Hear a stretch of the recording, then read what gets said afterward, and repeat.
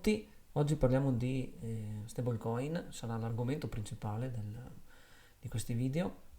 Ci concentreremo un attimo nel capire come le stablecoin modificano il valore del mercato e quanto potrebbe esserci di veritiero nei movimenti che vediamo, principalmente in Bitcoin. Sappiamo che c'è una certa FOMO al riguardo, adesso che ha raggiunto i 48.000 e qualcosa. La maggior parte degli utenti, del criptofanatici, chiamateli come volete, non sono in grado di comprendere come la liquidità, grosse iniezioni di liquidità, possono andare ad influenzare il mercato, il prezzo del mercato. Noi partiamo direttamente con il manipolatore per eccezione del mercato, che è USDT. Facciamo una differenza, visto che non sappiamo effettivamente se Tether come azienda è implicata nelle manipolazioni del mercato cripto. Teniamo per buono che sia l'utilizzo di USDT a comportare questo, ovvero dividiamo le due entità. Ora la domanda che dobbiamo porci è: come avviene questo interscambio tra l'iniezione di USDT e gli eventuali pump? Potremmo cercare di spiegarlo attraverso direttamente la trasparenza, la transparency di Tether. Ora ci sono diverse chain dove gli USDT sono depositati. A noi interessano principalmente i due per maggior capitalizzazione, che sono Tron ed Ethereum. Potete notare che Tron ha una cosa come 51 miliardi di USDT che sono stati iniettati all'interno della chain di Tron, e Ethereum ne ha 44 miliardi. Il dato che pochi sanno riconoscere è questo qui sotto, ovvero meno autorizzati ma non iniettati. Il SUED sarebbe immessi nel mercato. Che cosa significa? Vuol dire che mancano da poter essere iniettati nel mercato nella rete Tron 568 miliardi e nella rete Ethereum 738 milioni, scusate, 568 milioni e nella rete Ethereum 738 milioni. Quando questi USDT nelle due chain rispettive vengono immessi nel mercato? Solamente quando è il momento di ricevere il pagamento, ovvero facciamo un piccolo disegnetto per capire. Noi abbiamo la nostra entità che è USDT, Tether, chiamiamola come volete, Tether, quindi noi abbiamo gli USDT in Tether e dall'altra parte abbiamo un'entità qualsiasi che chiamiamo Sun, perché è quasi sempre il nostro amico Justin a fare questo tipo di operazioni, anche insieme a Circle. Molti non concordano con me per quanto riguarda questo Circle, ok? Però abbiamo anche questa entità. Questa entità, Circle e Sun, fanno una chiamata direttamente a Tether. Gli chiamano e gli dicono: guarda che abbiamo bisogno di più 1 miliardo, se ce li puoi preparare.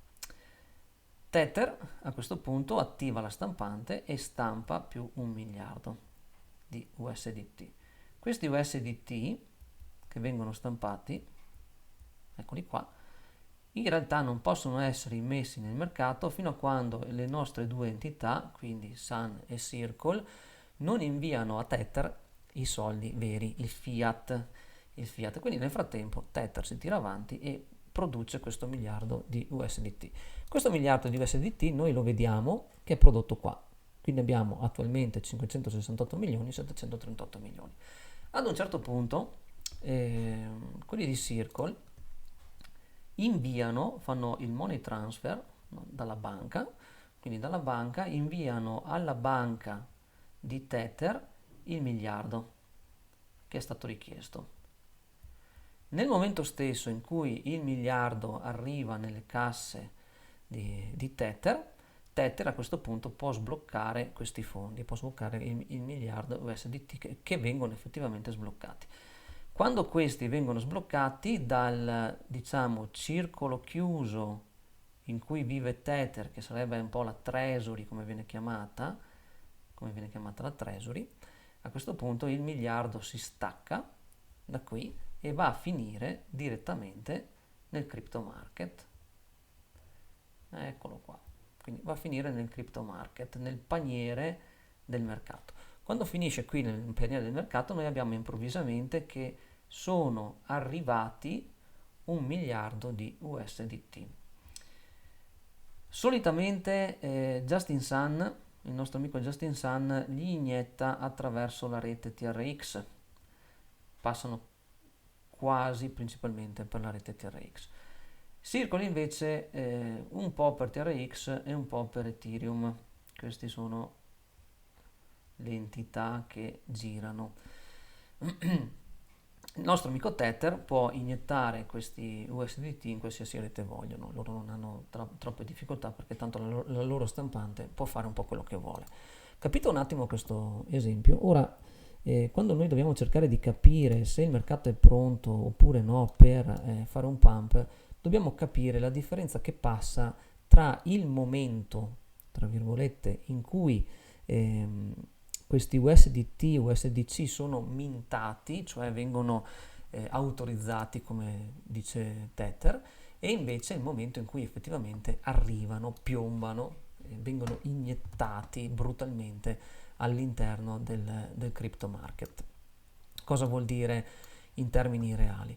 Non sempre le due cose, queste due cose qua, accadono nello stesso identico istante, ovvero non sempre al momento in cui gli USDT vengono mintati che avviene l'iniezione nel crypto market. Per ritornare all'esempio di prima, il money transfer che Justin e Circle devono inviare a Tether può richiedere anche 1 o 2 giorni per poter arrivare dall'altra parte a Tether ed essere confermato. Dal momento in cui il miliardo è stato mintato, potrebbero passare anche fino a 2 giorni affinché arrivi all'interno del mercato cripto questo miliardo. Ed è qui che a questo punto bisogna fare una valutazione più attenta dei segnali che ci arrivano. Un segnale veloce e rapido che si può utilizzare è quello di guardare direttamente il market cap di USDT e si può vedere come vengono creati questi milioni improvvisamente che vengono mintati. Tuttavia ricordate che quando vedete questa barra non vuol dire che sono già stati iniettati nel mercato, vuol dire semplicemente che sono arrivati nelle treasury, ovvero sono qui, li troviamo qui così, all'interno di questo e all'interno di questo dei due canali di riferimento. La domanda che ci potrebbe venire spontanea a questo punto è: ma come facciamo noi a capire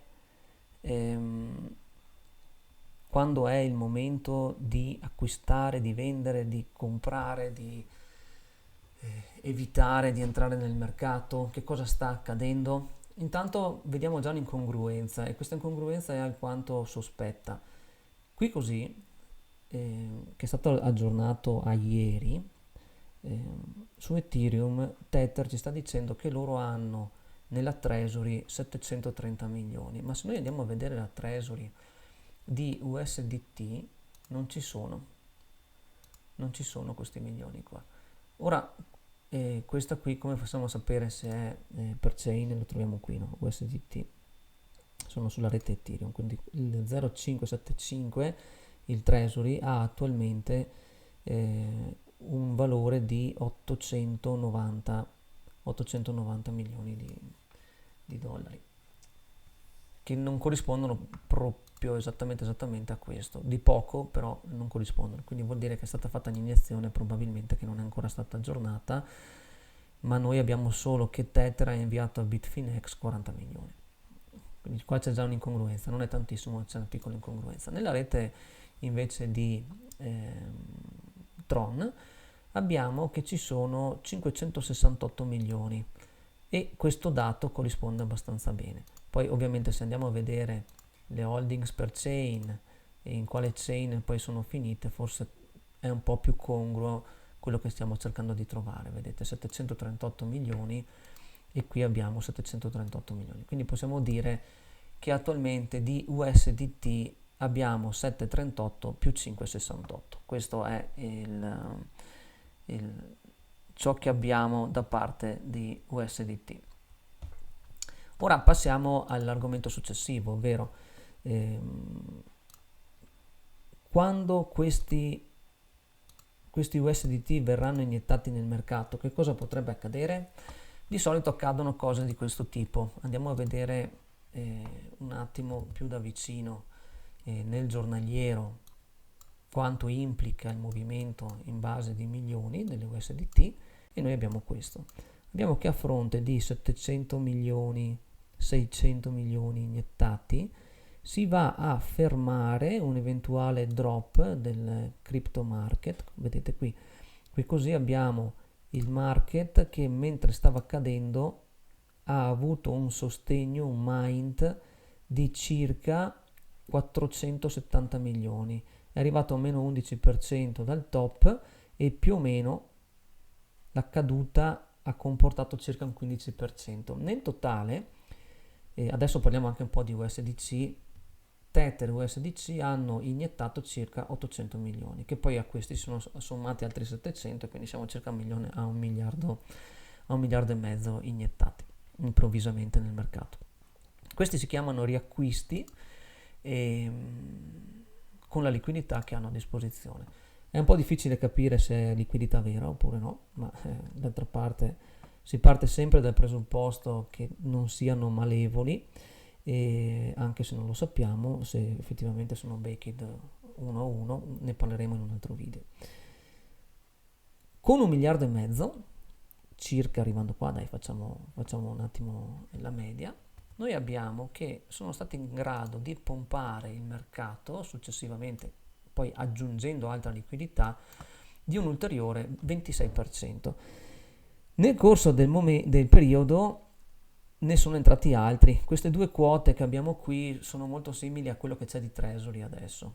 Questa è un po' la Treasury di adesso. Potremmo dire quindi che con 2 miliardi hanno fatto circa di pump, hanno fatto in una ventina di giorni un più 10.000 euro di valore di Bitcoin e circa un 26% di guadagno.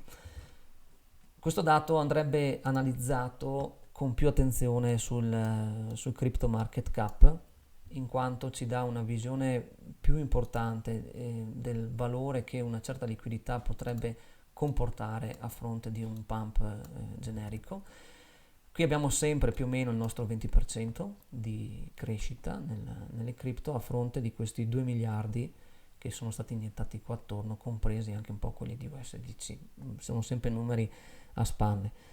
È facile notare come 2 miliardi e qualcosa sono moltiplicati per 100, perché producono 290 miliardi.